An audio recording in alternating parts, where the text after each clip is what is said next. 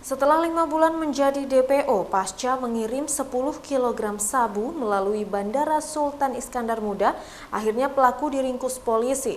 Sementara barang bukti yang sebelumnya diamankan polisi telah dimusnahkan Polda Aceh.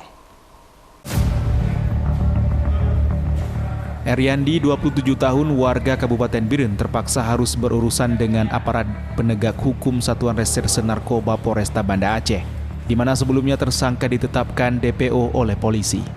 Setelah dilakukan penyidikan dan penyelidikan selama 5 bulan, akhirnya tersangka yang bersembunyi di Sumatera Utara berhasil diamankan polisi. Sementara polisi masih memburu 2 DPO lagi, SS dan SM, yang tak lain teman tersangka dalam menjalankan aksinya. Kapolresta Banda Aceh, Kombes Pol Fahmi Irwan Ramli menyebutkan penangkapan pelaku dilakukan atas informasi warga.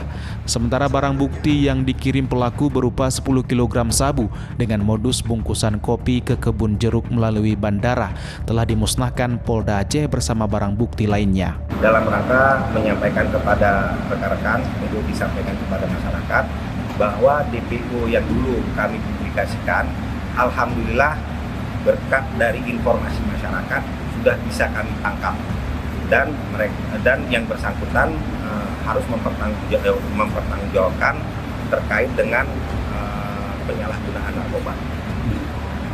Kemudian selain itu mungkin di sini ada tambahan yang perlu saya sampaikan kepada rekan-rekan. Kami itu tidak hanya dalam penyalahgunaan narkoba menekankan pada kegiatan-kegiatan represif atau penegakan hukum. Tapi di sisi lain, kami juga melaksanakan kegiatan-kegiatan preemptif dan preventif. Untuk mempertanggungjawabkan perbuatannya, kini pelaku akan dijerat dengan Pasal 115 Ayat 2 subsidiar Pasal 114 Undang-Undang Nomor 35 Tahun 2009 dengan ancaman hukuman mati atau penjara seumur hidup. Dari Banda Aceh, Sukri Saripudin, iNews melaporkan.